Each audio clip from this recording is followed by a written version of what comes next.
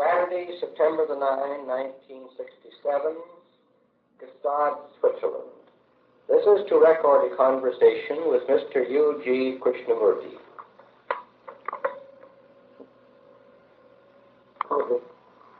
If you're not careful, don't you?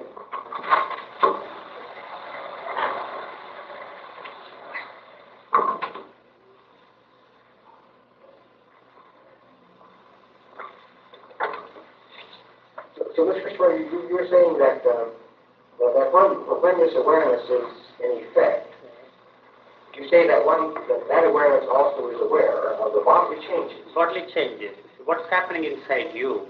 How you see, when you breathe in, you see what happens, and how the blood is flowing through your veins. You see, when you make a movement like this, you see how this is functioning. You become aware, not that somebody is watching. You see, this is a peculiar kind of awareness. It's the only thing that we have, and since you do nothing else, you see, when you lie down, you see, there are no thoughts coming in. You see, there is awareness. When thoughts come in, it's like an electronic eye. You see, when thoughts come in, you see, you notice for yourself, not that somebody is watching the thoughts or somebody is trying to do, you see, when you pass through these electronic eyes, there is a break. Or is there not? No, you see, when I'm giving this analogy, you see, when there is a thought, you see, suddenly coming up from somewhere, you are aware of what's going on inside. When the thought comes, there is a break, you see, in your listening or in your awareness. That is how you come to know of the thoughts. Otherwise, you have no way of knowing the thoughts. I don't get that. You see, you are lying down, you see, in a state of quiet. You see, everything is quiet. You see, the mind is not functioning anymore because the mind is put, is reduced to a state of servant. It's not anymore dictating what you should see, what you should be aware of, what you should listen. It's not there anymore. When you want it, the mind is there available as a servant. It obeys your orders. And the mind that one has is built through 50 years, 40 years, you see, it has become very sharp, and all that knowledge it has acquired through years is just available for you to the use. Otherwise, it's always there in the background, and there is only one awareness, absolute, total, complete awareness of everything inside and outside. If you don't look at anything, the eyes, if you close your eyes, if you plug your ears, you see, what do you see? You have nothing to see there except what's going on inside. You are breathing, you see. In the night, you see, you hear, you see, without a stethoscope, you hear your lungs up, you see, you can watch what's happening there, you see, in your lungs, in your heart, and in the diaphragm, you see how it is, you see, and how the pulse, you can hear your own pulse without even touching it, you see. It's an extraordinary thing. You see, for the rest of your life, it's a discovery. Every day you discover something, you see, every time, because you wake up in the morning, it's as if the past is not there for you. Completely, it's a blank slate. And it begins all over again. But when you are aware, say when you're laying down, yes, and you're not sitting, and because your eyes are closed, what is the sensation of being aware of the blood, being aware of the pulse? See, it's very difficult to communicate this. There is awareness, only awareness. There is nothing else. You see, a pure consciousness is operating in you. That's all there is to it. There is nothing else. Since you are seeing, there is a diversion, you see. So you are listening, you are seeing, you are smelling, you are talking. So you can't be aware of what is going on inside you. Right now, for example. Right now, you see, I don't know. If all these things are cut off, you see, they automatically cut off. The moment I close my eyes, you see, I can't see anything, I can't bring in any images. You see, if I close my eyes, you see, I can't, no matter what I do, bring the image of you into my mind because there is no mind. The words come in your mind. But yes, the words, I listen to your words. You see, I can say, you see, Mr. Hislop, Mrs. Hislop, that's all. You see, how they look like, it's impossible for me.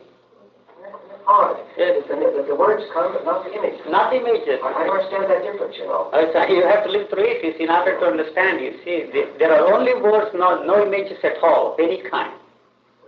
So you see, the thoughts come, and so there is nobody who is trying to do anything about them.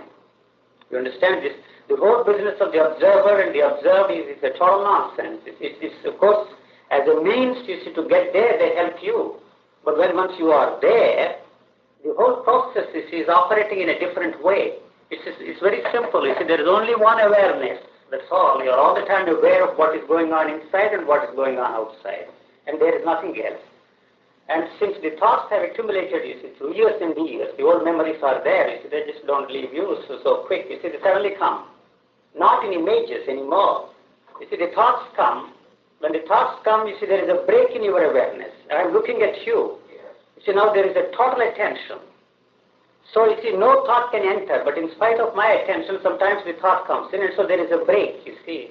I immediately come to know of this, you see, the thought arises in me because there is a break in my, you see, visual, you see, attention. Otherwise, I wouldn't know. You see, I'm listening to something, and then the thoughts come in, you see, then I become aware of the thought only through this break of listening, through the break, you see, in seeing things. Otherwise, there is nothing. And you are always, you see, in this, you see, the whole total structure, you see, is destroyed by this, whatever you call that. You see, how it has come about, I don't know. It destroys the total structure of your mind.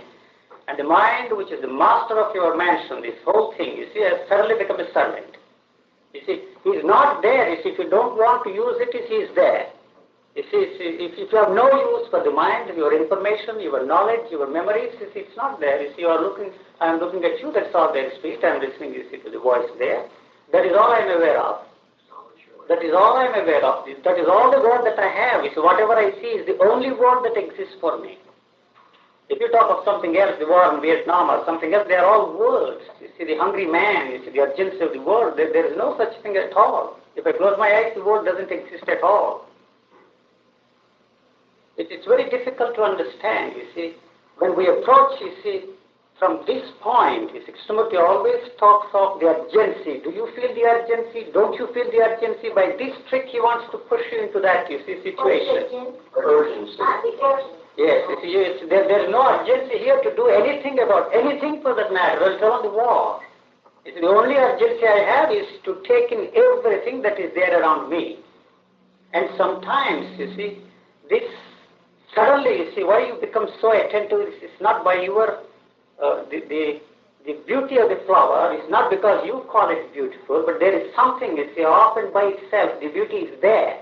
Not that I call that beauty, but that beauty puts you in a tremendous state of attention, and then the eyes become fixed, and nothing in that stage, you see, there is nothing, not even the thoughts can break in. It's impossible for the thoughts to break in. Nothing will, you see, distract you from that attention. There is a total attention.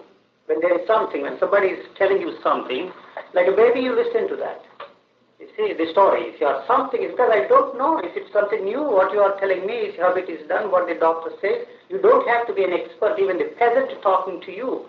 Because servant maid talking to you, all of a sudden can put you into the state of intensity.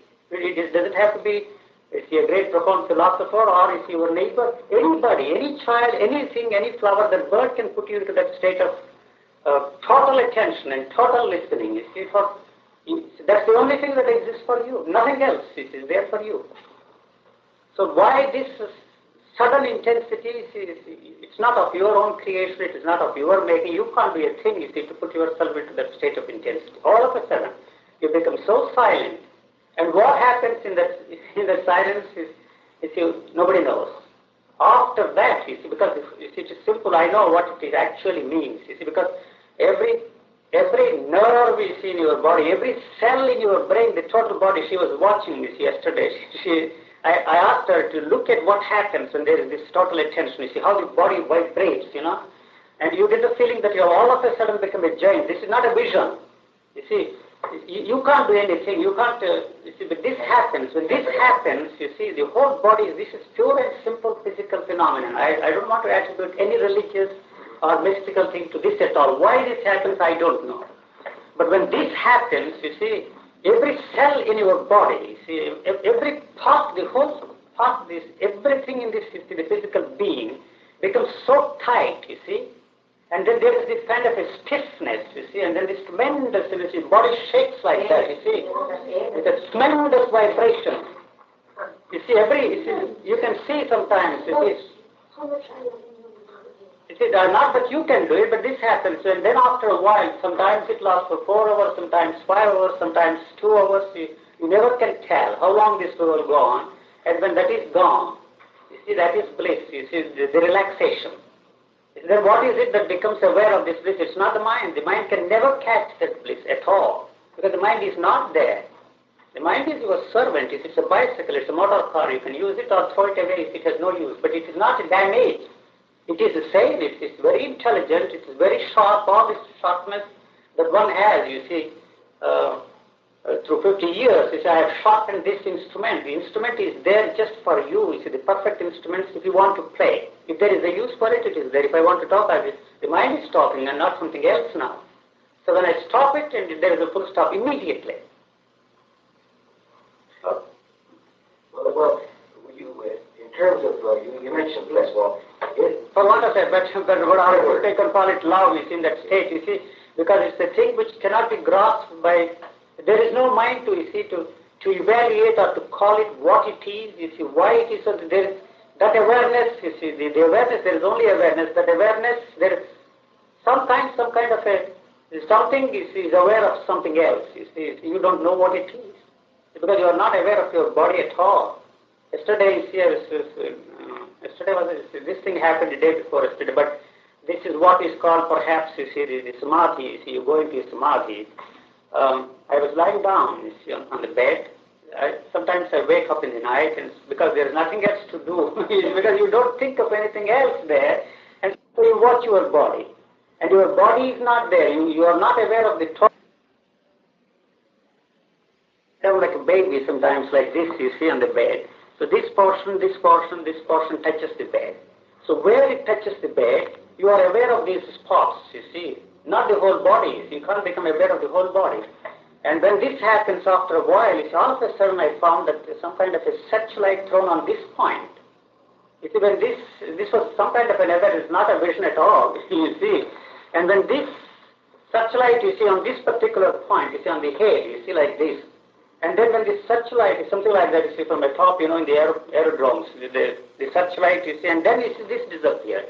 And then it moved to the next point. It's the awareness, you see, slowly moved from place to place, because this is the only thing that I was aware of, only these spots, these points where this body touched the bed. Moved by itself? By itself. You see, when this disappeared, it moved here, it moved here, it moved here, and back and forth, you see, like this. Any volition on your part? Nothing, you see, I was just listening to my breathing, listening to the heartbeat, you see, listening to everything. There is some kind of a peculiar sound which I have not been able to, you see, trace it, what it is, you see, like you see the river flowing, and perhaps the blood flowing through your body makes this kind of peculiar sound inside you, you see, which the Hindus call it Om or something they attribute, but nothing of this sort. The flowing is, you know, something like a river, you know, the water flowing through the tubes. So the blood produces these sounds. And so you see this moves back and forth, and suddenly you're off, you see. So nothing exists for you. You see, after 1 hour I woke up, this whatever they call it, I don't know, whatever. I was wide awake. There was you see, this, some kind of state of immensity, and what was it that was aware of this? I don't know, you see, because there is no way of knowing what was it that was aware of this state. But there was this pure consciousness operating all the time. Something was aware of something. That's all I can say. And after 1 hour, you see, I come back, and then again this usual the awareness. There seems to be only. Yesterday I was thinking, every day you discover something new, because you see, last night it was different, because you can't carry over that. I can't carry over that. I can't put myself into that state. You see, yesterday it was also a different thing. I was lying again. All of a sudden I found, you see, this, what do you call this, comforter. You see, I thought, you see, I was the comforter, I thought, because the body underneath, you see, disappeared, only the head. There was awareness in the head that there was only the comforter. You see, from here on there was only comforter, there was nothing else. This was a second piece, totally unrelated to the previous one, but a similar one. But how it comes into being every time it is different. And then all of a sudden when the awareness disappeared from my head completely, and you see, there was only bed but no body. There was no comforter, no body there, but there was only an awareness of the body. You know, I was reminded of when I tried to narrate this to her, after, when you are in that state you can't do anything. You know, in the Mickey Mouse stories, the Tom and Jerry, something falls on the cat and the cat becomes flat. You know? You see, when I woke up, you see, what is this? My body is so flat. This analogy I was reminded of, this cat and Tom and Jerry. Something hard thing falls on that and it becomes a flat thing, and it wakes up, you see, the cat is flat. I was flat for a while, and then the body disappeared. There was only bed. And what was it? You see, then the curiosity is afterwards, not while it was going on. You see, you can't find, because something else is dragging you to that state when you come back. This awareness, you see, the everyday awareness comes into being, and then the question. You question it. You see, what is it? What was it? Then the mind comes in. Mind tries to understand. The mind cannot understand. You see, you can speculate. You can imagine. That is where the need, you see, or the place of mind is there. It comes there and it questions and it gets no answer. Because the previous thing it does not carry. Every time it is new. What is this? Tomorrow perhaps it will be. I may not go into that state, you see, for days and days. This only for the past 2-3 days. And then this completely exhausted me. And the last night I drank 7, 8, 10, 11 glasses of water, large glasses of water. And he said, if your body is dehydrated, the lips became very dry, and I had to drink glasses and glasses and glasses of water after this tremendous, you see, energy. So you see, it's a very interesting thing, because you don't have to listen to any of those theories, you see, because you are yourself learning here. Every day it is something new. Every moment it is something new. Early days, I have been in this state only for over a month, you see, but now, see, to question, you see, it has become a very natural way. I don't question it. I see the flower every time, but what is this flower? You see, in the earlier days, there was this bewilderment for me to bring the word, the name into being. You see, what is this flower, this rose? So you forget it, and next time you look at it and you see you have to bring this again. What is this flower? Now I am not concerned, you see. What does it matter what it is? It takes longer time for me. There is no need for me. If somebody asks me what is that flower, you see, then you see I can bring it out. The mind will supply the answer. Otherwise, you see, you just look at the things as they are. It's what your name is, I don't know. You see, that's a fact. But you see, if you stop and ask me what is my name, yes, it's locked. You see, then the mind comes. Otherwise, the mind is not there. Only the eyes are looking at you, and I am listening to you, and I am talking. The mind is doing only one thing. Now it is supplying these words, the memory. The factual memory is all that is in operation. The psychological memory is not there anymore. If there is a use, you see, you use them. If there is no use, there is no use for the mind. It just sits there somewhere. Where it is, I don't know. Well, when these states of intensity come, and then afterwards your mind becomes curious and asks a question. So there are no answers, so I don't even question them now, you see. I am not even interested in calling it by any name. Is this peace or is this bliss or what? So earlier days, you see, I used to and I got no answer. If you give me an answer, if that book says so, Krishnamurti says so, if somebody else says so, so what value has it to me? It's a word. He says it's a beast. So what? You might as well call it, you see, a dog or a monkey. It has no meaning. So your mind is of no more value on the inside of you than my mind on the outside would be asking the question about. Yes, not me. I'm not asking. In the earlier days, as I told you, I was bewildered. It was the bewilderment often, you see, the wonder. What is this? I know this. I have known this flower for so many days. You see, why the name doesn't come? I see the thing and I turn back, and then again, you see, I look at it. You see, I have to ask for this flower, the rose. What do you call this? Polenta. You see, I tried this and I found it's a useless thing to do. What for? What for is this business of questioning? What is this state? What is this flower? Why do I have to bring this, you see, into my mind every now and then? What flower is? What's the difference? It doesn't make any difference whether you call it a rose or call it by whatever name you like. So it doesn't matter at all. If somebody asks me, it is not that I don't know the name of the flower. I know. I have studied 256 orders in my university career as a student of botany. I know all the orders. If I want, they will come. But I am not looking at the flower through this. You see, this is rose, that is the daffodil, that is a sparrow, and that is something else, that is something else. So this is innocence. You see, when we talk of innocence there, you are so innocent. You see, otherwise you can't look at your wife. You see, every time you look at her, there is something different. It's impossible. It's no matter how long you try, you can never look at your wife. Every time you look at her differently. It's a human impossibility. Only when this is a physical structure I'm talking of, you see, this change is within the structure of the human body and not in the mind at all. You see, this is what I'm going to insist, you see. And to imagine, we imagine. So we don't know and nobody ever tells us, you see. He tries to put you into that state. If he does succeed, it is your discovery. It's something new. He said mutation of the mind. The mutation of the mind, yes, you can say there is a total change in the mind because the mind has become a servant instead of being a master. But your mutation, that as you observe it, Yes. really comes in the body. Yes. The mind steps aside and becomes a servant, but the mind is the same sort of instrument that it was It before. is just an instrument now, but mind is not directing my senses. You see, the mind used to dictate, you must see this and you must look at it that way, you must look at the flower and call that rose. Now you see, the mind is there if you want the name. The mind is there to supply you like a book, reference book. If you want it, it is there. If you don't want it, you see, you are face to face with this flower, you don't know what it is even. So to say, to look at a flower with intensity, or when you say, go and look at a flower, you can never do that. It's impossible as long as the mind is there. The mind tricks you into all kinds of experiences. You think you are experiencing something marvelous, you see, but it is all a trick of the mind. But here you don't call that marvelous, you don't call that beautiful, you don't even call that a rose, but your eyes are just looking at it, that's all. You see, sometimes this very same rose can put you into a tremendous state because it has a beauty of its own, not because you call it beautiful or somebody else calls it beautiful. The flower is a beautiful thing, you see, it's an object of beauty.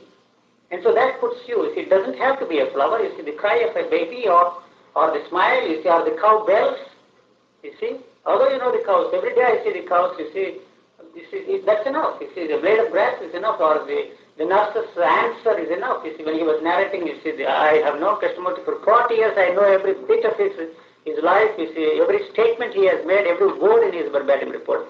When he was describing, you see, Krishnamurti, how he reacted to him, you see, what were his impressions were, you see, he was like a great actor to me. He was telling something which I never heard of before, you see, about a man called Krishnamurti. You see, I don't know anything about Krishnamurti. So you listen with great interest, you see. All your attention is there. At that particular moment, here is a man who knows everything about Krishnamurti. I am going to listen to him for the first time. And so this can put you into that state. You see, you are off. You see, he's going on. You see, that puts you in a tremendous state. You see, the whole body becomes, it is a pure and simple physical thing. When this happens, and then you see, there is a relaxation of all the muscles and the cells, everything in your body, and that gives you a tremendous sense, not elation, not ecstasy, not any of these things. You can't describe by any of these words at all, because the mind is not saying what it is, because mind cannot call it by any name. The words, hundreds and thousands of words, all the rugged thesaurus of English words and phrases is there for me, without even looking into that book. But you see, it doesn't suggest anything there. See, the mind doesn't suggest you have to call it. You see, I have to ask the mind, what do they call this? The mind, if it has an answer, it shows 60 words are there for you to call it by whatever word you like, but is any one of these words or none of these words fit in that state? Because you see, the mind is incapable of, you see, nailing that. But the mind can describe certain characteristics. Yeah, when I look at it, I can describe. Because you said the muscles relax. The awareness, you see, so this relaxation, I have to use the word relaxation. So the mind supplies that word. Because I have noticed that there is this stiffness and then there is an immediate relaxation which has two changed states of awareness. When the intensity comes. So after that is gone, there is a relaxation. You see, I was aware of this state again. You mean after the intensity goes? After the intensity goes, there is a tremendous bliss, what you call it. You see. But during the time of the intensity, there's no relaxation. No relaxation, because no thought ever enters there at that time. It's impossible, because now, you see, it is all the time, the mind is, you see, is in a state of tranquility, serenity and peace. We use those words. All the time it is there after this mutation. Because it is not interfering, it is not directing, it is not dictating anything there, it's not doing anything. The mind cannot do a thing anymore. So the only thing that the mind can do is to let these things operate in their own way. The eyes, whatever they want to see, they see. When the eyes are open, you cannot but see. When you close the eyes, there's nothing to see, because the mind doesn't supply any more images, either of the past or of just what you saw a minute ago. So it is not there for you. Then you see, if I look at it and if I want to, what for? What do I want to know the name of this flower for? You see, earlier days, you see, I used to wonder why. You see, so now there is no need for me. What does it matter? What you call is your business. So the mind is not interested in supplying you even this information. But there is just the awareness of the flower. There is just the awareness of the things around you. That's all there is to it. But the flower triggers this intensity one time, and the next time it doesn't. It doesn't. Because the mind cannot, you see, say, you last time this particular flower trickled you into this state, and so how about, you see, putting yourself into that situation? You see, the mind cannot do that anymore. Yesterday the mind could do that. Oh, but now it can't. Now it cannot do. Cannot even try. Cannot even try. Because it is not there. It isn't a question of your choosing not to. No, the mind cannot do a thing with you anymore. With the senses, that's what I mean. Yeah, well, by you speak the senses. Yes, senses, I mean, you see, the mind cannot dictate, you see, or say that you must look at this flower because last time it produced this state. Because every time it's a different state, you don't know what it is, you see. Why, you see, which flower or which smile or which blade of grass put you into this state, you don't even remember. Because you don't go and look at it with the idea of putting yourself into that state, because the mind cannot do that anymore. So there is no experiencer wanting this experience. There is no experiencing at all anymore. When there is a mind, there is experiencing. So that experiencing naturally leaves you see a residue. So when there is no experiencing except seeing, so it is not accumulating anymore this residue. If it is finished, whatever is accumulated up to the 30th of August or the 1st of August, it is there. From now on, whatever I am learning, it is forgotten. You see, nobody is accumulating. It accumulated for 49 years and there was a full stop, finished. That's an interesting thought. Suppose this came upon a child before he managed to accumulate. Yes. Well, the storehouse of useful knowledge. Yes. How is it?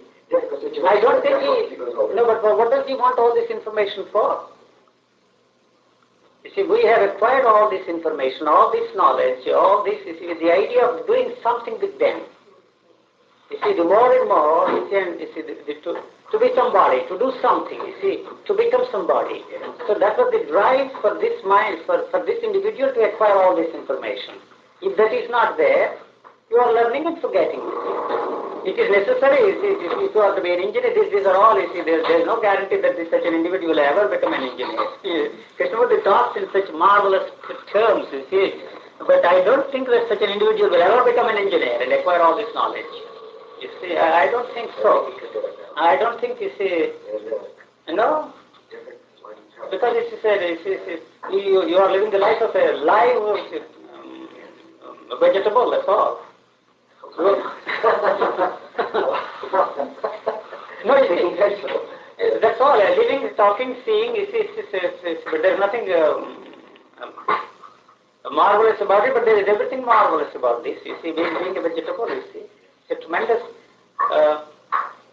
thing it is indeed, you see. But I don't think many people would ever want this. There is life without pleasure, without pain, without ambition, you see, without ego. What is life, after all? Why do people want this kind of a state? I want to know now. You see. I'm not sure you see what you very small and what I can get around. And then, you see, what for? See, I got into this, you see, without my asking for it. But anyway, I may have done so many things, but what for? Yet I see, the life is very simple, and why these people, you see, involve themselves in all kinds of complicated things? You see, why do they have to go through all these miseries? So to that extent, you see, when somebody comes and talks to me, you say, what shall I do about my ego? You see, so without ego, you wouldn't be what you are today. If you want to be a successful business manager, you have to have ego. You see, I can never be a successful business manager. You see, I may be creative in some other way. You see, I cannot give lectures on, you see, expound Shankara's philosophy anymore. It's a stupid thing to do. I won't study all these theories, you see, whether be it Buddhism or Hinduism or any religion for that matter. Because I myself learning about what are these theories for. I don't have any use for these theories.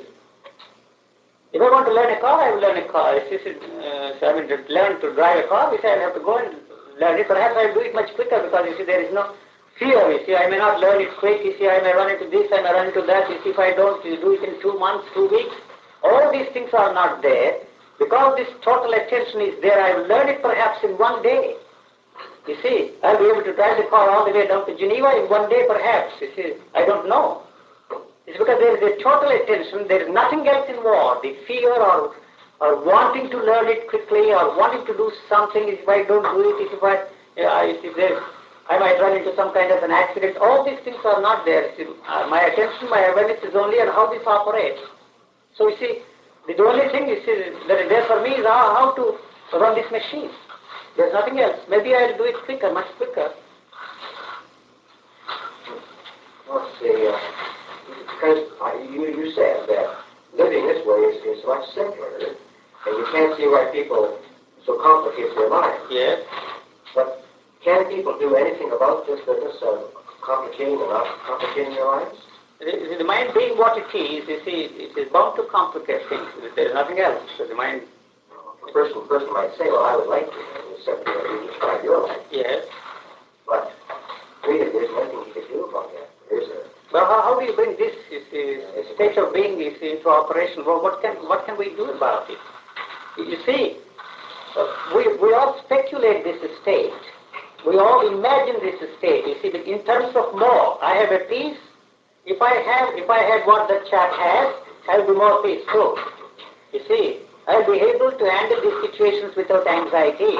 It's because, you see, the mind is thinking in terms of more and more and more and more. All right, you see, when you are not thinking in terms of more and more and more, you see, there is no anxiety. You see, there is no competitive spirit. There is none of these things that the mind indulges in, you see, to accomplish something. So there is only a function, you see, you are all the time functioning as a functioning individual, that's all there is to it. So all these things, you see, are cut off from this structure. There's no anxiety. There is no anxiety because, you see, you are not going to accomplish anything, you see. So how about anxiety as to your physical situation? The physical situation. Illness, poverty, hunger. Where are they? At this moment, are they in a... They are not there. So no anxiety for the future? There is no anxiety for the future at all. Where is this next moment? What next moment will be? See, this physical body, the brain doesn't know. The mind knows. Not the mind of today. The mind of yesterday is projected itself into the future. It saw the neighbor falling ill, you see. But I am not looking at it. It's when somebody falls there, I am looking at that. What is happening to that? I don't even call that. You see, when I see that casket, I don't know what it is. Why she has this, you see, this white thing around her leg. Why is she limping like that? That is my question now. You see, how would I, you see, equate that, you see, to a future accident of mine? I will have to have that. When I am looking at it, I don't know what it is. So how can I think in terms of a future accident? I don't know if I make my point clear. When I look at her moving there, this is a fact. It's not an imagination I am telling you. It's a fact. I see her now moving. And what is the white thing she has? You understand? Yes. You see, then you see, I wait for a moment, and why is she limping like that? You see, if I put these questions, I might get answers. You see, I'm not putting questions when I'm looking at this, the way she's moving. I'm just seeing why she has this. I don't know if I make my... Yes. What is that white one she has, you see, around this cuff? That is why, you see, I'm looking at it, you see, in great wonder. Why is it so he hasn't got, why has she that one? How can such an individual think of his own accident, you see, the next moment? I don't know if I make... I'm only aware of, you see, this thing. I'm watching her do that. Well, the mind itself is... The mind is not there. Any thoughts about it? No, what it is, the mind, I don't know, the mind knows perhaps. If I ask the mind, what is it, why is she doing that way, then it supplies the answer. When I'm actually looking at her, you see, the mind is not operating. The mind is not operating.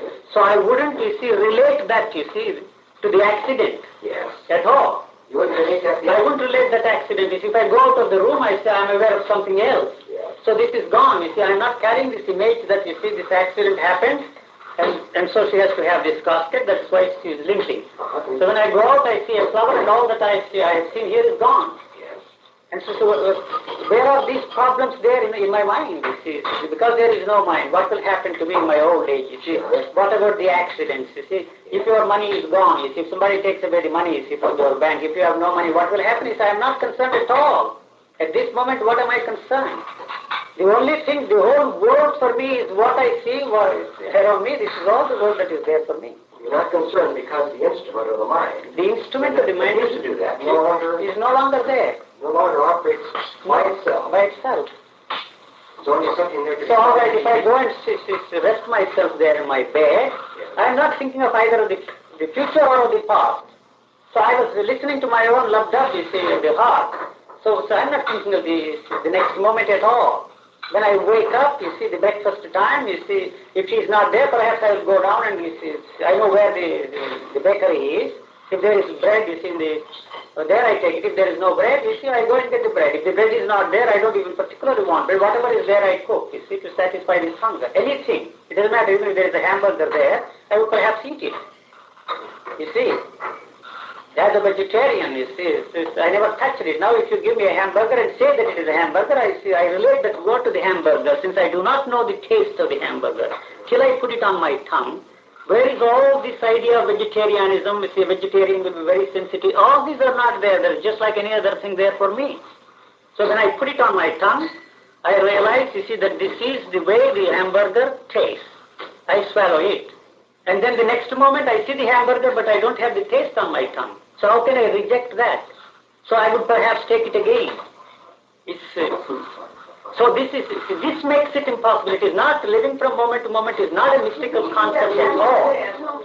See, the physical body, the way it is functioning today, makes it impossible for me to live in any other way other than living by moment to moment.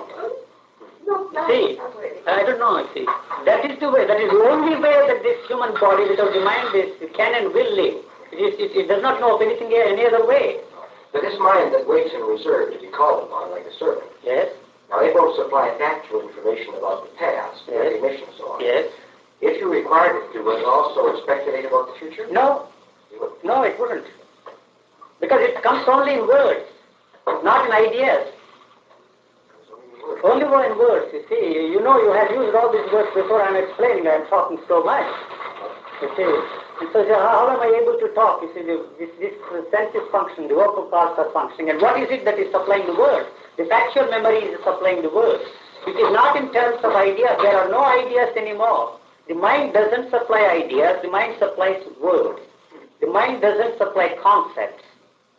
You see, it doesn't supply you concepts, it doesn't supply you ideas, it doesn't supply you images at all.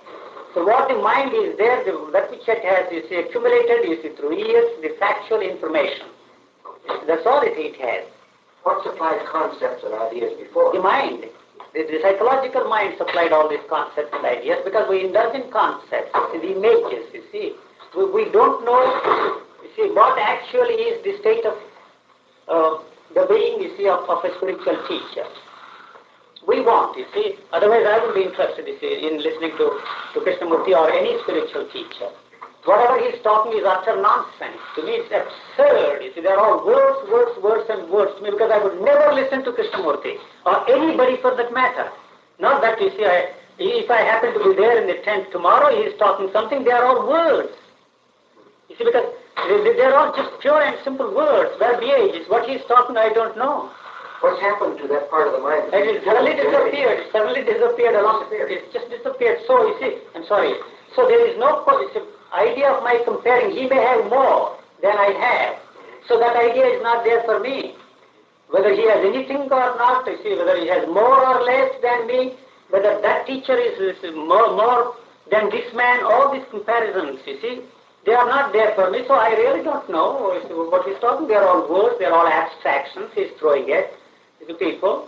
And if they understand something, they understand something. I don't understand anything, what he's talking.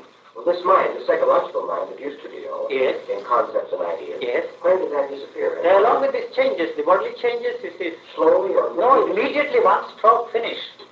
I found myself one morning, I woke up and as if, you see, there was no yesterday. Mine was gone just like that. You see, the body disappeared. First, you see, I felt I was on a sofa and I suddenly discovered something funny. What happened to my body? This was my first reaction, you see. There was only awareness, no body there. I opened my eyes and looked at my body as it was there. It's safe and sound. It's a solid. I touched myself, you know. And then I went to sleep that day. Woke up and they said, what happened to my yesterday? It's a clean slate. Complete overnight. It was a total clean slate. What happened yesterday? And then I tried to remember day before yesterday. And then you see the day previous to that. And I said to myself, well, what's the idea? You don't even know. You see, well, where yesterday was. Why think of day before yesterday and the day before that? I said, this is a foolish thing to think of. Let us just forget it. So that the clean slate, not only every morning, you see, when I go out of this room, you see, it's again clean. I can write, you see, what we talk. Yes. You see, not in images, not in ideas. If I go home, I can write down what the conversation was all about. That's all there is to it. There's exact description of the words you used, I used. You see, that's all, but no images. I can't describe you. As long as I sit here, I can describe your features because I'm looking at you. You see, when I go home, I can't describe your features. I can't describe your features. It's very difficult because there are no images. The words, yes, but not the images, not the ideas. Not the ability to describe features. No. I can't describe a thing unless I see. I can't describe what is going on inside unless I am aware of what is going on inside. You see, that's the reason why I can't theorize. I can't say anything unless I see, unless I feel, unless I touch, unless I put this on my tongue.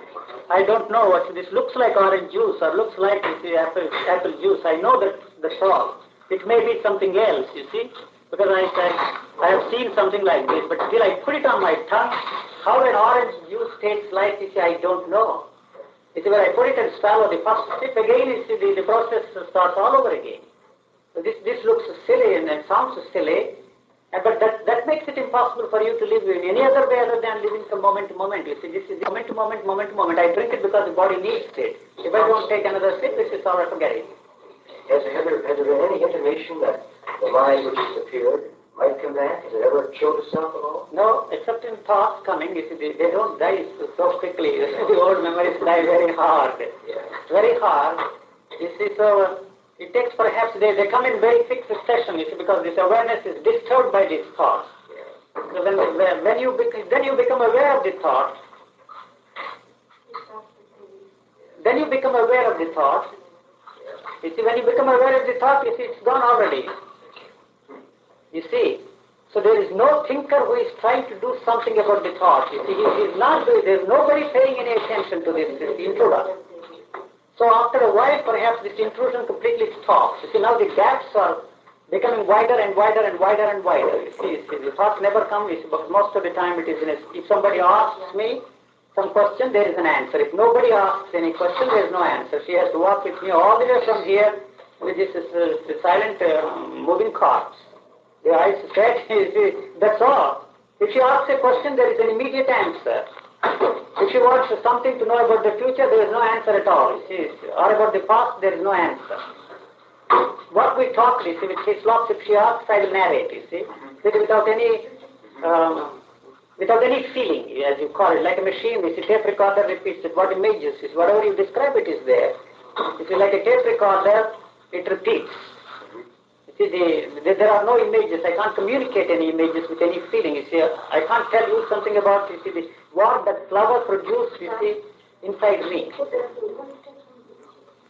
The beauty that, you see, that hit me, when I saw a particular flower, that feeling I am not carrying with me anymore.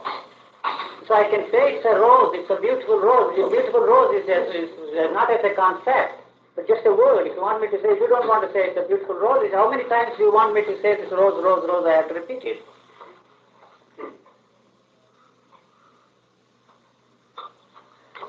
Yes, do eat your cake because we're keeping you talking. Can't take a leave. Stop talking till you finish your tea.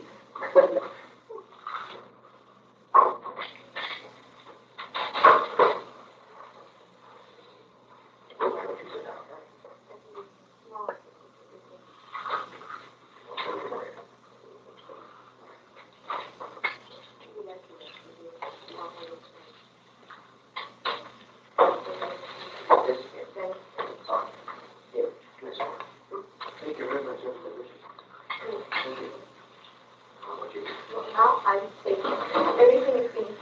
Now you say you are. Now the only one who Like taking the cake, no? What do you think?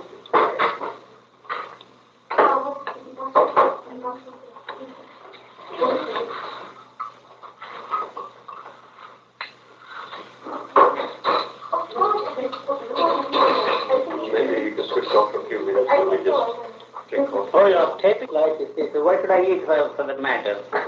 We ate a very heavy lunch, you see. And When you mentioned a little while ago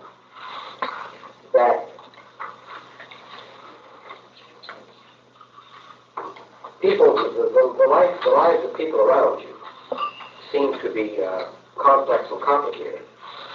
Yes. You know, and you wonder why they don't live more simply. How do you make the estimate that they're No, I don't really make an estimation. It's a statement which has no validity at all. Yes. For the simple reason, if somebody asks me a question, Yes. it's, what am I to do with this? How to be free from ego, or how to be happy?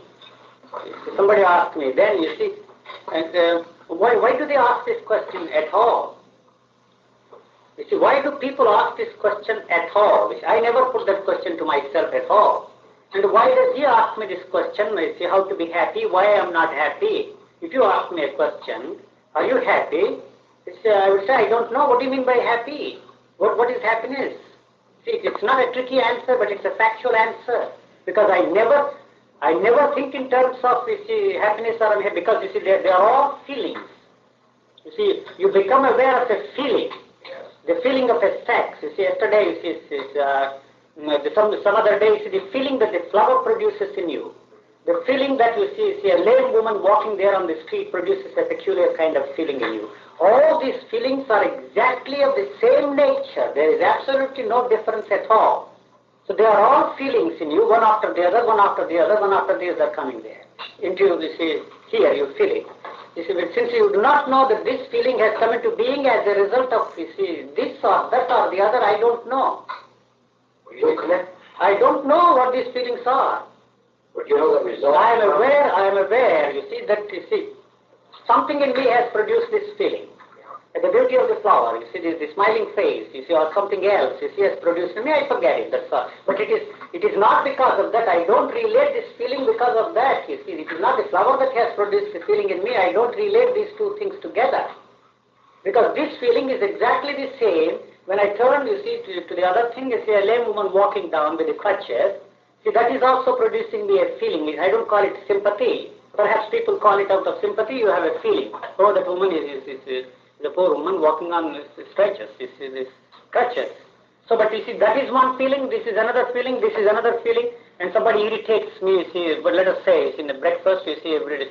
And so that irritation, what you call irritation, also is a feeling here. So it is not that you are trying to understand somebody. No, you can never understand a person. You can never understand a person who is irritating you all the time. That is the trick the mind plays with you. You must understand the person. So that is irritation. Obviously, you see, what the other person is doing is an irritating thing, but inside it is producing a feeling which is not different from any other feeling. It could be the same. It is exactly the same. It's because you are not trying to find out what is this feeling, how is this different from and distinct from the sex feeling or the feeling of, you see, the anger or the feeling of irritation. You don't know. You just have feelings coming up and down, so you become aware of the feelings. You don't compare there is nothing. feeling with the other one. You don't know what it is and what it is that has produced this feeling in you. But logically, you make a jump in the mind, don't you, and say, well, it's the beauty of flowers and the beauty of the flower that produces the feeling in you. There is a gap, see, because you told you look at something else, this is another feeling. Yeah. So I look at something else, this is another feeling. By the time I turn myself to this side, that has gone already. So I'm not carrying it over, you see, to the next moment. So logically, you say, logically, I say, that this object must produce this feeling. must have produced this feeling. You can say, I can ask, stop this, what is this feeling? You see, perhaps this flower has produced a feeling. And so you turn the next thing there, and this, you see, is producing another feeling. And so, you see, all these feelings are exactly the same, so you don't relate this particular feeling to the flower or to the person. You see, so, it is as simple as all that. You see, how sex becomes impossible for such an individual is, you see, not by practicing celibacy, not by controlling sex. When you hold, there is only touch for you, there is only sight. There is no mind. You see, to tell you, when you hold the hand, it is a soft touch. You see, the kissing is much more pleasant. There is nobody who is suggesting anything inside you. So you are only living with this, the touch of the hand. So you are not thinking of anything. The lip or the embracing will give you more pleasure. The more is not there at all. And so you see, the sex feeling is just like any other feeling. So see, how can such an individual indulge in sex? It is it's impossible. It's impossible. So it comes from this side. you can never control sex. You see, mind can never control it. You see, perhaps it can control, take exercises, practice celibacy 40, 50 years, and then there is a sleep and the man is finished. And he feels very sorry for what he has done. But here you see the impossibility. You see, the senses don't make it possible for such a being to indulge in what is called sex. First, the sex feeling is not different. It is not any more extraordinary in its intensity than you see the feeling that a flower gives, or you see a lame woman walking down. They are all the same kind. There is nobody who is saying this is more pleasurable. Holding the hand is less pleasurable than kissing, you see, a woman. Because I don't remember, you see, how a kiss is, what kind of a feeling it produced before. And so, see, the embracing of a woman gives more pleasure. So these are not there. It's when you are holding, you see, you are holding, you are looking at the features of this person. And when you turn your gaze, everything is gone. I am looking at you. So how you are not in any way different from her. You are a man, I know. You see, you are a different person. Different is in features, different is in everything. That's all I can say. But so why would I prefer, you see this to the other? Yeah. So it is as simple as all that. Well, so when you say that, I now live life that could be described as being quite simple, and this other person seems to be living a life that could be described as different from mine, more complex. Yes. That's simply a logical conclusion. According to you, or it's according to the values. Well, I mean, how do you arrive at that? I don't at all. If you say it is a simple life, what is a simple life? What do you mean by simple life? What exactly? You see, that's my question, you see. And why do you say that his life is very complicated? Who is it that is comparing? You are comparing. I'm not comparing. I don't mean you, it's individually. It's the people you see are comparing. That is a virtuous life. You see, this is an immoral life. So, you see, by what definition? You have definitions. I don't have definitions at all. You say it is a simple life. You say it is an immoral life. It is a spiritual life. It is something else. So these are all words to me. When you say you can talk to me for 4 hours. You see, on the value of simple life, what simplicity has produced in this world, how simple person is a very happy man, and all that. You see. And I listen to you. You see, somebody else says, you see, you are missing so much. You see, in your life, I drink, I have, you see, all kinds of experiences. You don't know what you are missing. This man is talking something else. But what is he talking about? You see, I don't know what you are talking about. I don't know. It is as simple as all that. But couldn't you make a judgment, for example? There are no judgments. Where are the judgments and who is judging? The ears are listening. There is no listener. So they are just listening to the words. So Krishnamurti talks, you see, he's talking something else. You see, I understand the words when he talks of awareness, what is meditation.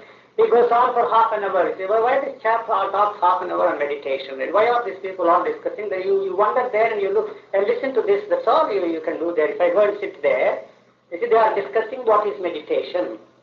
Do they understand either the speaker nor these people? And why, if he understands, that would be your question. If he knows what it is, why would he talk? Why would he discuss this for half an hour? I'm giving it as an example, you see. Why these people discuss what is meditation? The moment you put that question to me, what is meditation? You see, I understand the word meditation, but not the whole history that is there behind.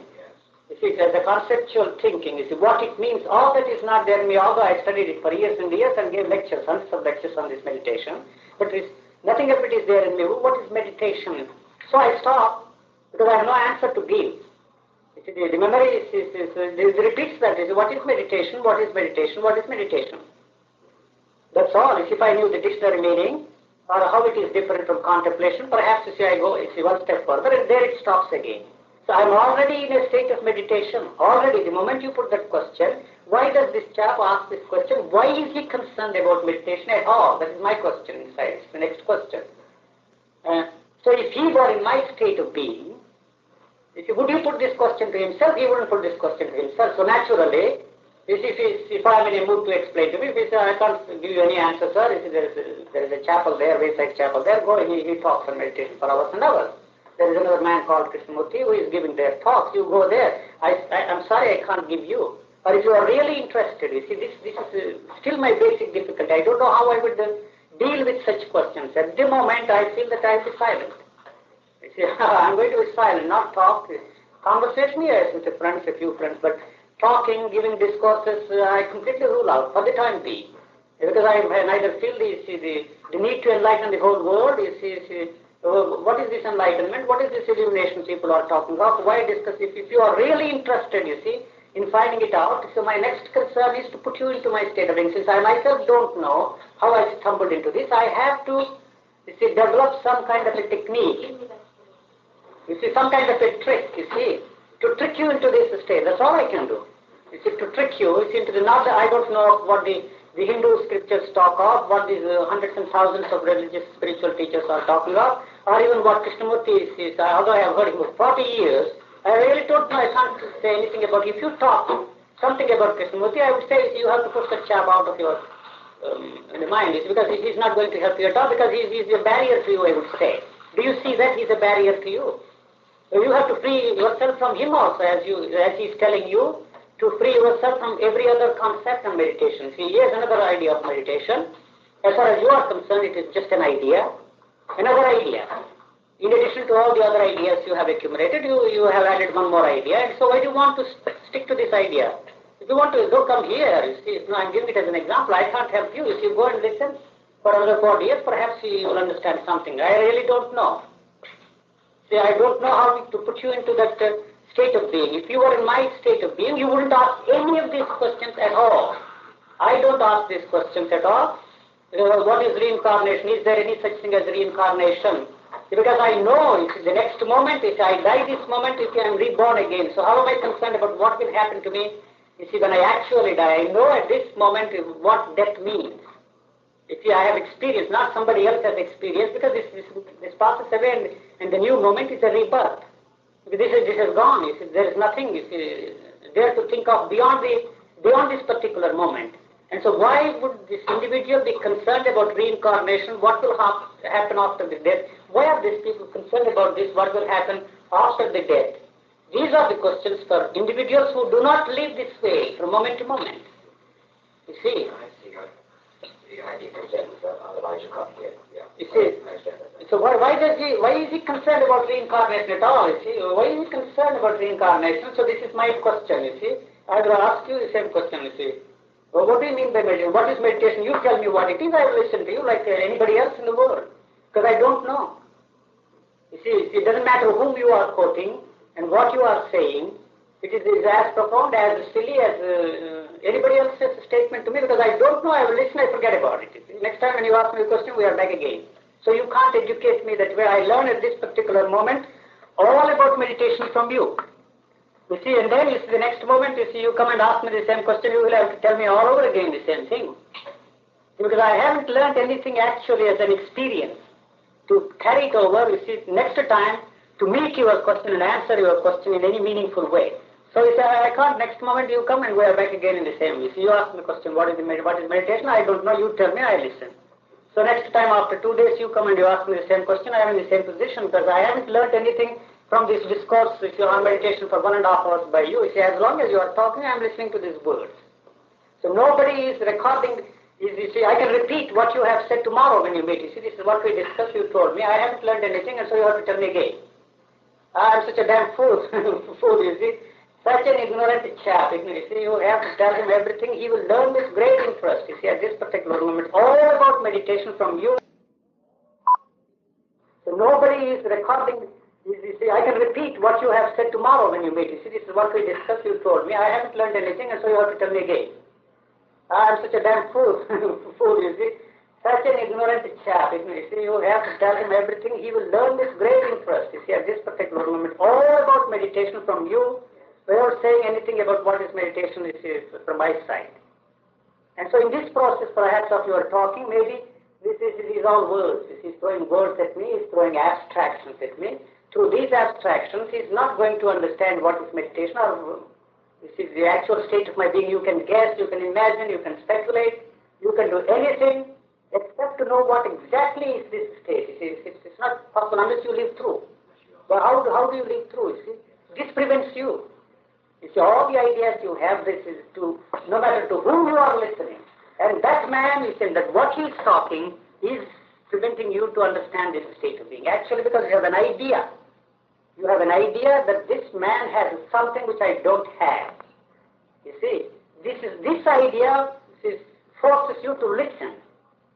You see, you would listen to me. If I talk all this nonsense to this, to the girl there in the restaurant, you see, she would listen. He's a cuckoo. He's talking some nonsense. He's not, because you are interested in these abstractions. You are, otherwise she would never ask me the question, what is meditation? You see, she'll ask me some other question. You see, some silly question, but that silly question is as profound as what is meditation to me. So I'm the same ignorant chap, you see, if I was, not the factual questions. I mean, if she asks, what is love, tell me something about love. I really don't know what love is. If you tell me, I will listen. And so how am I any the better for having listened, you see, to you or to anybody for hours and hours on these abstracts? You see, these abstractions have no meaning to me anymore, and you see, these abstractions prevent, you see. If anybody is very serious to find out, you see, first you must free yourself from all this crap, you see. So all these abstractions are not going to help you because that is not the way. It's because they stand in the way of your stepping into this, you see, being, because these abstractions, you see, are preventing you. Because you are formulating, and when you discover, this was one of the biggest shocks of my life. For 50 years, I imagine this religious experience, when it happened the way it happened, what a surprising shock it was to me, you see. Why the hell have I listened to all these abstractions for 30 years and practiced and experienced all these states, you see, according to the Hindus, ideas, according to Krishnamurti, according to theosophy, according to so many things, I practiced all this. Why have I done that? Because anyway, whatever is done is finished, you see. But suddenly you realize, when you discover it will be completely different. Because you see, if you listen to me, it's going to be, if you think in terms of a physical change, perhaps it will come in a totally different way. Completely different way. It is bound to be new. It is bound to be new. It will not be the same at all. You see, you may use words which sound similar. You see, but it's not the same. It's not going to be the same. Then it's your discovery and it's your job. Then you will explain it in a different way, in your own way. As long as, you see, we are related to this, we are not free at all, whether it is the X, Y, Z or anybody. Because these abstractions are preventing, they are the real barriers, because we can't understand this except in terms of abstraction. We can never imagine what actually is the state of Krishnamurti is. Through these abstractions we try to get there. He gives hints here and there. It is not a mystical content. There is no religious content to what is being said here. He gives the hints. But if you go and tell him there is a chap there who says, you see, he has gotten into this state of being, which sounds similar to what you are saying, and he would say, see, how is that going to help you? If somebody else says this is something else, and the third man says this is something else, and where are you? He would ask you. So you see, so when you discover it, it's going to be completely and totally different. It may not be, of course, it is bound to be in the physical structure, but your discovery will be completely different because it's new and it's yours. But we are discovering, we are experiencing only the abstractions and nothing else. And from this we are projecting an image. When the image is there, you see, then you are sitting here and listening to this man, that man, and the third man, comparing A with B and B with C, and who is more advanced than this man, and has he a more advanced state, you see, than this man? These things don't exist for me at all. If he is more advanced, because I'm not thinking in terms of more, in terms of what? More in terms of what? So the whole structure, the hierarchical structure, you see, the ideations and meditations in Hindu philosophy, just go out of the window, finished. Whether there are 4 stages or 5 stages or 6 stages, I may be at the lowest of the rungs, it doesn't matter to me because I'm not thinking in terms of anything higher. Anything more, not in terms of more experiencing. It is the mind that thinks in terms of experiencing more and more experiencing and more experiencing of what?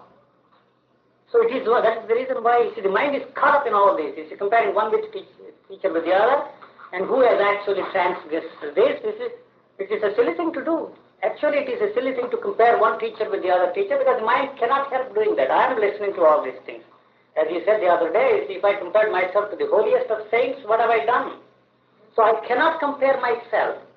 So I don't know what that experience is, what he has. If he has more, if he is something different, if he is actually the God walking on the earth, you see, it doesn't interest me at all. Because I'm not concerned about that at all. It's not that that I have a tremendous opinion of myself, or that I have realized the greatest things. Hundreds and millions of people have realized this kind of a thing before. But as long as I listened to them, their abstractions prevented me from stepping into this. But once I saw this business, the difficulty of whatever it is, when you don't know what it is, you are already there in your own, something different. It's not just saying I don't know. To be actually in the state of not knowing what that chap has, the other chap has it may be nonsense, utter nonsense. Today it is an utter nonsense. Anybody, however great a following that particular spiritual teacher has, it is nonsense to me. If people say that he's more advanced, he has a tremendous following, yes, follow him. I don't know what it is, because I don't know what I have, except the awareness of changing from moment to moment. Just this awareness. I don't know if I'm able to explain anything. I'm going round and round and round. So when you say you don't know, it's because the only thing that you know is this from moment to moment business. The only thing when you're really in a position of not knowing anything else. No, the only world that exists for me is what I see around me at this particular moment. So how can I be ever interested in what is happening in Vietnam? Can I ever feel the urgency? When he was talking of the urgency, don't you feel responsible? I am neither feeling responsible nor irresponsible. When I am there, placed in such a situation, perhaps I would do what is necessary at that particular moment. I am not thinking in terms of how to handle this problem. How to handle what is the solution for hunger? These are all meaningless things to me at this moment. The only word that exists for me, this is all there is. This is for me to enjoy. And so why would such a person be thinking of anything else other than what is there for me? So all these either philosophical abstractions or the political problems or social problems or any problem for that matter, this is not my concern at all at this particular moment. It's the next moment where I would be, perhaps I would go back home, that is sure. I know how to go back there. When I get there, I will see a different thing. The valley is different, the situation is different, the things are different, everything is different there. So that will be the world, when I find myself at the next moment. So the world problems, have no meaning at all to such an individual. And to feel the urgency or the responsibility, these are all the tricks, of a person who is full of compassion, who wants to help people, who wants to put you into this state of being, my gosh, if somebody gets into this, perhaps he will help somebody else, Then perhaps the world problems can be solved in a way. And what is the new society? I am the new society. Not that I am going to build a new society, a new Jerusalem somewhere else. I am the new society because my relationship has changed. I have actually no relationship at all, Whatever relationship is there, I have all the relationship at this particular moment. What is the relationship? What actually is the relationship? I am here for tea and you have given the tea, in fact I forget it. Why you have done it, that is not my concern. Why I have come here, it is not my concern. I wanted to see her, that's all. I couldn't see her day before yesterday. And so I wanted to see her and I am here. And this is all there is. It is as simple as all that. What has happened to the world of sorrow? There is no sorrow. There is no sorrow. There is physical pain here. This is hurting me. So I become aware of this, So I must do something, or if I don't do something, the physical pain. What is the point in suffering? Who is it that is suffering? It is not philosophical or some mystical concept. I have become aware of this. So naturally I will do something about it, If I don't know, I will go to a doctor. They say the doctors can do that. So it is. Well, what do you feel that individuality is, as you now see the situation?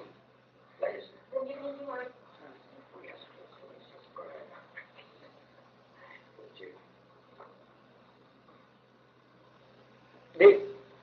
The individuality is when you step out of the structure. So you have become an individual. Till yesterday, I was not different. I was part of the society around me. But not that I feel this individuality you are talking. I don't know what exactly you mean. Well, I mean that you are a separate person walking around this town. Yes. And you talk about things that I'm not part of. Yes. Therefore, it's not part of me. That is why you can say individual. Till yesterday, we all share exactly the same thing. Yes. So we were all part of the same structure. Yes. since somehow, I don't know how I stepped out of it. It was not by my will or volition or by my effort or my prayers or my meditation or by any of these things. You see, somehow something happened. I just found myself outside this structure. So you see, that can happen only when the structure inside is destroyed. Otherwise, as long as the structure inside is there, you are part of that. You see, there is no separation. Although we separate ourselves, see, actually we are all thinking, feeling, doing exactly the same thing.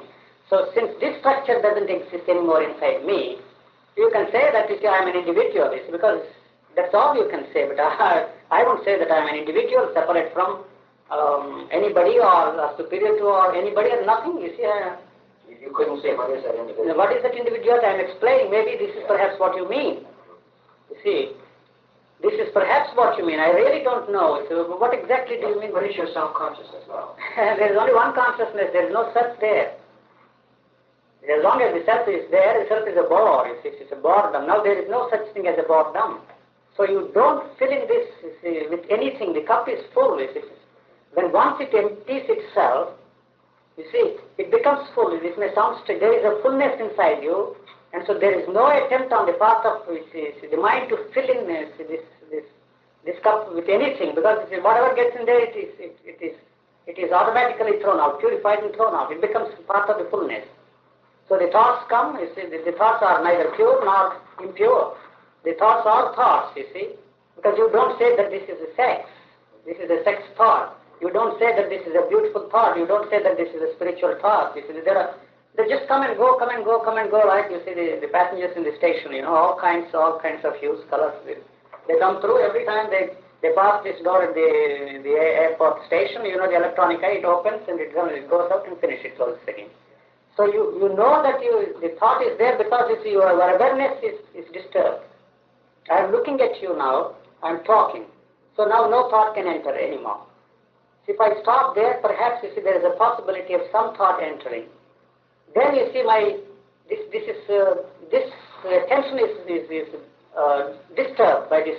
So I become aware of the thought because you see this attention is disturbed. Not because you see there is somebody inside here who says you see the thinker is not there. The thoughts only bring the thinker. This is very correct. You see the thoughts create the thinker. When the thoughts are not allowed, you see, to take roots there, they are not allowed to stay there, they just go away. So the thinker doesn't come into being at all. But you said, and I see it is true, that seems to be true, that a person in the state that you are describing is for the first time an individual because he's broken away from the structure of society.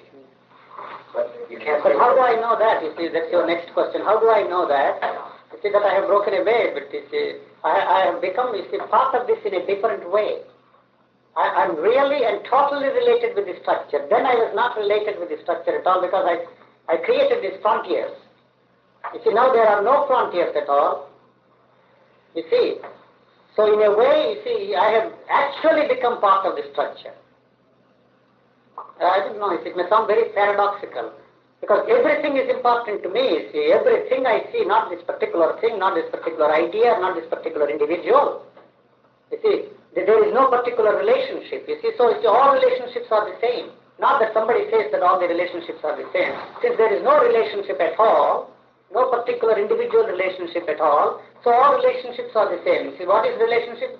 Life is related, you see. I am related to you and you are related to me, you see, as two human beings. That's all. That is all the relationship, I know. So, in a different way, I have actually become part of the whole thing. I have taken in the whole thing, you see.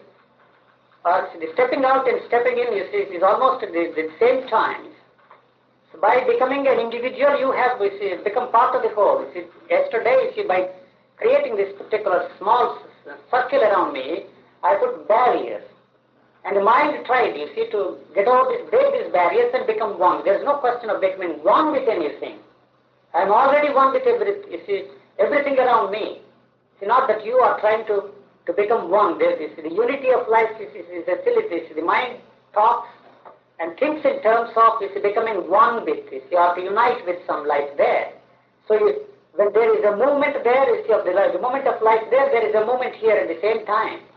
You see, the movement of the leaf produces a movement in you. You see, this movement is the life movement. All right, life is moment, I can say, make a statement. Is all the philosophers talk of life as a moment. And then is the next question, has it any direction? You see, the philosophers ask the question, and in the Rishi's answer, it seems to have no direction. But actually all that is a silly, come wrong, because you see, I'm not concerned, you see, I'm only concerned with the life, the moment, I'm only aware of the moment. So how can I be concerned of its the direction, or its meaning, or its purpose? These questions are not there for me. I am only aware of this, the moment of life. That's all. It's how do you know that it's movement? Because it is something in me is moving. When there is a silence, there is movement. And this moment has come into being as a result of movement around me, the life around me, the animals, the plants, the persons. So all the life around me is moving. So that has produced a movement in me. I am only aware of this movement. So the next question is whether it has a direction, a purpose, a meaning, is not there at all for me. And so this is not my concern at all. It may or have, it may not have. I really don't. It's not in the existentialist sense that I'm talking. It may have, it may not have any meaning. I really don't know. I really don't know. Because I'm not concerned at this moment. Only I'm aware of this life in movement. Its direction is not my concern. The next moment also I am one with the movement. You see, I move from moment to moment to moment to moment. So the direction is not my concern. I'm not looking back. From where have I come here? So the past is not there, the future is not there. This moment is a continuous movement. As long as there is movement around me, there is movement inside me. When there is no movement around me, there is a silence in me. There is a tremendous silence. The valley is all silent. You see, in the night, you see, there is no movement. No leaf moves. You see, nothing moves. And so there is a tremendous silence. So there is silence inside you. It is not the mind that is thinking it how silent it is. No, because whatever is there outside you is there inside you. It is not a philosophical concept. You become aware of this in an extraordinary way, which sounds similar to all these statements that all these religious teachers have made before. But they were all words to us. You see, we didn't know, but we imagined them. When it becomes part of yourself, not your own experiencing. You see, there's nobody who is saying, you see. So you are just, when there is a moment there is a moment. When you lift your hand, there is a moment there is a moment inside me, automatically. If there is no moment, there is a stillness inside. In a way, then there's only an apparent individuality. There is an apparent, that's what I'm saying. There is only an apparent, because in a way I have become part. You see, your movement is not that I move my hand. You see, not that I... How do you find the no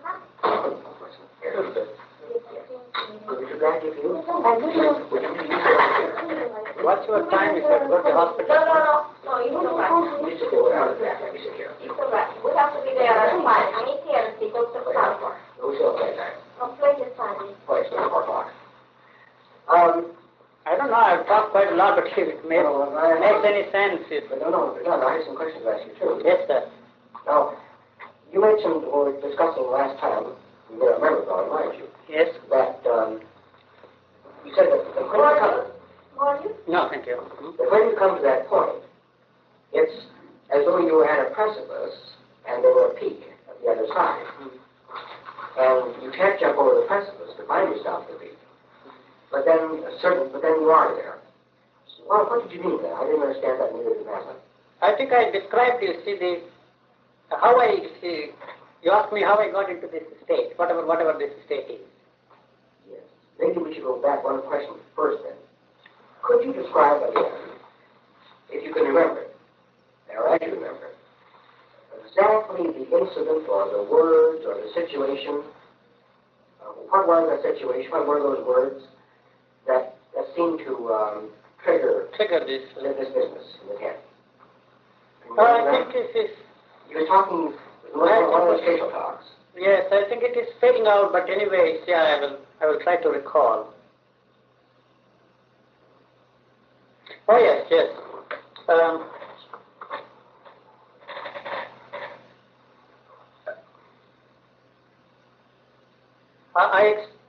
The mind is new.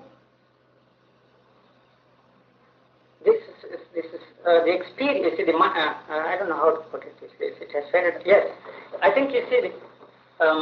They were discussing comparative state of mind. Yes. You see, from the beginning, you see, of the